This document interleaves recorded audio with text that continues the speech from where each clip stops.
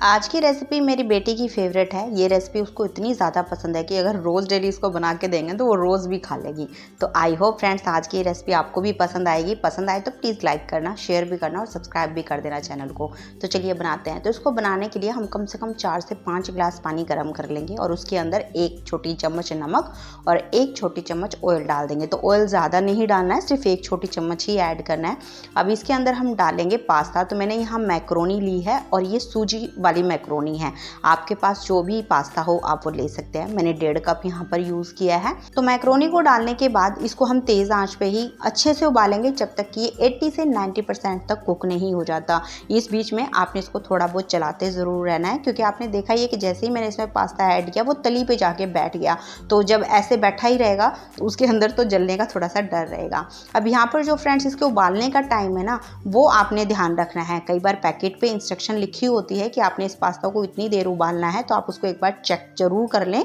तो मैंने यहाँ जो पैकेट यूज़ किया, मतलब जो मैक्रोनी ली है, उस पर इंस्ट्रक्शन नहीं लिखी है। तो मुझे टाइम जो जितना भी लगेगा वो मैं आगे आपको बता दूंगी, पर आप कम से कम 5 से 6 मिनट के बाद एक बार पास्ता को ज़रूर चेक कर लें।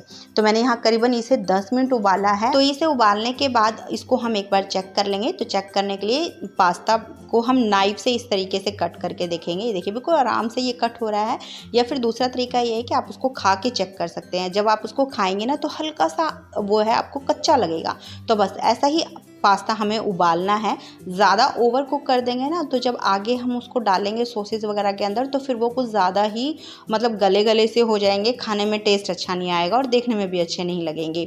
तो बस यहाँ पर ये पास्ता बहुत अच्छे से उबल गया। अब इस पास्ता को सीधा हम छलनी में डाल देंगे, मतलब छान लेंगे इसको इसी स्टेज पे। छोड़ना बिल्कुल भी नहीं है। अगर छोड़ेंगे तो ये बहुत ही ज़्यादा ओवर कुक भी हो जाएंगे और चिपचिपे हो जाएंगे। अब इसके बाद इस पर ठंडा पानी डालेंगे। आप चाहें तो टैप वाटर भी डाल सकते हैं। बस हमें इस स्टेज पे इसका कुकिंग प्रोसेस रोकना है। तो बस पास्ता बिल्कुल तैयार हो गया है। अब इसको हम साइड में रख देंगे। अब इसके बाद आंच पे हम दूसरा बर्तन रखेंगे और इसके अंदर हम 1 छोटी चम्मच ऑयल डाल देंगे। साथ में ही 1 टेबलस्पून बटर ऐड करेंगे। तो ऑयल डालने का फायदा ही होता है फ्रेंड, जब हम ये बटर गर्म करें ना तो बटर जलेगा नहीं। अब यहाँ मैंने बटर यूज़ किया। आप चाहें तो घी में भी इसको बना सकते हैं, उसमें भी पास्ता बहुत ही बढ़िया बनता है। तो जब ये ऑयल और बटर थोड़ा सा गर्म हो जाए तो इसके अंदर हम डालेंगे 1 मीडियम साइज़ का बारीक चॉप किया हुआ प्याज। और इस प्याज को हम करीबन 1 से 2 मिनट के लिए भून लेंगे। यहाँ पर बहुत ज़्यादा नहीं भूनना है, सिर्फ इतना भूनना है कि इसका हल्का सा कच्चापन खत्म हो जाए। अब फ्रेंड्स मेरे पास यहाँ पर लहसुन नहीं थे तो मैंने नहीं ऐड किया इसमें। अगर आपके पास लहसुन हो तो इस स्टेज पे आप 3-4 बारीक चॉप करके लहसुन भी डाल सकते हैं।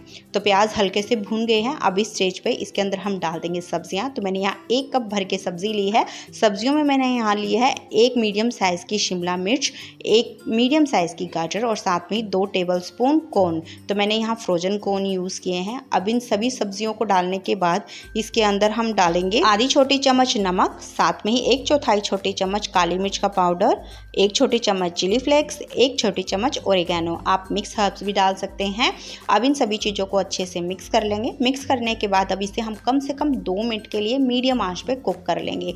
अब फ्रेंड्स यहाँ पर जो मैंने सब्जियाँ यूज़ की ना उनको मैंने बारीक चॉप करके लिया है। आप चाहें तो थोड़ा सा लंबा शेप में भी उसको कट कर सकते हैं, पर जब बारीक चॉप करके हम सब्जियाँ डालते हैं ना तो उसका फ़ायदा ये होता है कि बच्चे बहुत आराम से पास्ता के साथ में जो है उसे खा लेते हैं। कई बार आपने देखा है कि जब हम लंबी चॉप करके सब्जियों को डालते हैं तो बच्चे खाते समय सब्जियों को साइड में प्लेट में निकालते रहते हैं। तो इस तरीके से जब आप बारीक चॉप करके डालेंगे तो सब्जियां भी साथ में बच्चे खा लेंगे।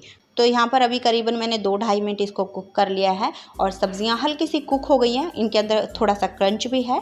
तो बस इससे ज़्यादा इसको पकाने की ज़रूरत नहीं है। अब इसको आंच से हटाकर हम साइड में रख देंगे और अब इसके बाद हम वाइट सॉस बनाएंगे। तो उसके लिए हम कढ़ाई के अंदर 1 छोटी चम्मच ऑयल डाल देंगे और साथ में 1 टेबलस्पून बटर ऐड कर देंगे। तो फ्रेंड्स ऑयल डालने का फ़ायदा ये होता है कि जो बटर होता है वो जलता नहीं है। तो अगेन फ्रेंड्स बटर की जगह आप यहाँ घी भी यूज़ कर सकते हैं। अब ये बटर और ऑयल जब थोड़ा सा गर्म हो जाए तो इसमें हम डालेंगे 2 छोटी चम्मच भर के मैदा। तो अगर आप मैदा बिल्कुल नहीं डालना चाहते, अवॉइड करना चाहते हैं, तो फिर इसकी जगह आप गेहूं का आटा भी डाल सकते हैं।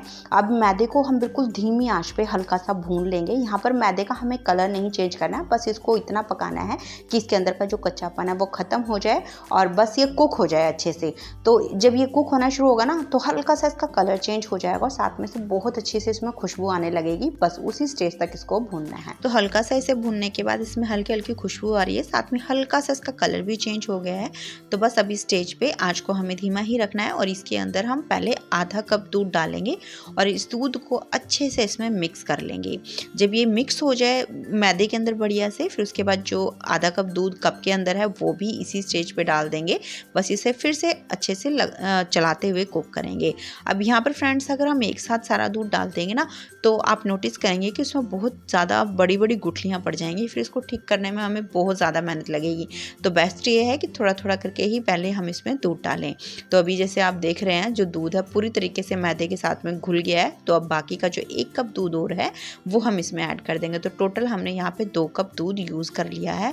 अब ये दूध डालने के बाद आँच को हमें लो और मीडियम के बीच में ही रखना है और इसको हल्का सा कुक करना है।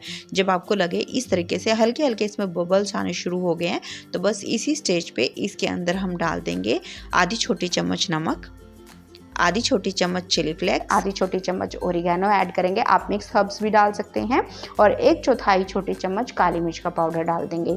अब इसमें जाएगा आधा कप प्रोसेस्ड चीज़। तो मैंने यहाँ प्रोसेस्ड चीज़ यूज़ किया, आप यहाँ मोज़रेला चीज़ या चीज़ स्लाइस या जो भी चीज़ आपको पसंद हो आप वो इसमें डाल सकते हैं। और चीज़ की जो क्वांटिटी है वो आप अपनी पसंद के हिसाब से रख सकते हैं, मतलब जितना भी चाहें आप उतना चीज़ इसके अंदर डाल सकते हैं। तो बस चीज़ डालने के बाद इसे कंटिन्यू चलाते हुए थोड़ा सा और कुक करेंगे। तो जैसे ही इसमें चीज़ मेल्ट होगा हमारी जो सॉस है वो हल्की सी पतली हो जाएगी। तो जैसे अभी आप देख भी रहे हैं चीज़ जैसे इसके अंदर मेल्ट हुई सॉस हल्की सी पतली हो गई है, पर अभी जो इसकी कंसिस्टेंसी है वो थोड़ी सी गाढ़ी है, क्योंकि जब बाकी के हम चीज़ें इसके अंदर डालेंगे ना तो इसका जो टेक्स्चर है वो और भी ज़्यादा गाढ़ा हो जाएगा। तो इसकी कंसिस्टेंसी को एडजस्ट करने के लिए मैं इसमें आधा कप दूध और डाल रही हूँ। तो टोटल फ्रेंड्स हमने 2.5 कप दूध यूज़ कर लिया है। तो अगर हम 1.5 कप पास्ता यूज़ करते हैं और उसकी सॉस बनाएंगे तो करीबन 2.5 कप दूध आराम से हमें लग जाता है। तो बस दूध डालने के बाद इसको हमें पकाने की ज़रूरत नहीं है। अब इसके अंदर जो सब्जियाँ हमने भून के रखी हुई है ना वो सारे इसी स्टेज पे डाल देंगे और साथ में ही डाल देंगे पास्ता जो हमने अभी उबाला था। और इनको डालने के बाद धीमी आंच पे इन सारी चीज़ों को अच्छे से हम मिक्स कर लेंगे। तो फ्रेंड्स यहाँ पर इसको पकाने की बिल्कुल ज़रूरत नहीं है, बस आंच पे इसको हमें जब तक ही रखना है जब तक कि हमारी जो ये चीज़ें हैं वो सारी अच्छे से मिक्स नहीं हो जाती। तो मिक्स करने के बाद इस स्टेज पे आप इसको टेस्ट भी कर सकते हैं। अगर आपको ऐसा लगे कि इसमें नमक और काली मिर्च वगैरह कुछ कम है तो आप अपने टेस्ट के हिसाब से यहाँ एडजस्ट कर लें। तो बस ये सारी चीज़ें मिक्स करने के बाद अब आँच को हम बंद कर देंगे। तो बस ये हमारा व्हाइट सॉस पास्ता तैयार है। आप देख सकते हैं कितना बढ़िया इसका टेक्सचर आया है, खाने में भी बहुत ज़्यादा टेस्टी बनता है और देखकर और खा के कोई बिल्कुल नहीं बता पाएगा कि इसको आपने घर पर ही तैयार किया है। बनाना तो बिल्कुल ही आसान है, आपने देख ही लिया, बस थोड़ा सा तैयारी करने में इसमें टाइम लगता है। अब इस पास्ता को आप बिल्कुल गरम गरम ही सर्व करें, क्योंकि ठंडा होने के बाद इसका इतना मज़ा नहीं आता है। आप चाहें तो थोड़ा सा ऊपर चीज़ भी डाल सकते हैं, बट मैं यहाँ बिल्कुल सिंपल ही इसको रख रही हूँ। तो आप इसको ज़रूर ट्राई करना। आई होप आज की रेसिपी आपको पसंद आई है। थोड़ी सी भी अच्छी लगे तो प्लीज़ लाइक करना, शेयर भी करना इसे और साथ में ही चैनल को सब्सक्राइब भी करना। तो चलिए फिर मिलते हैं आपसे एक नई रेसिपी के साथ में।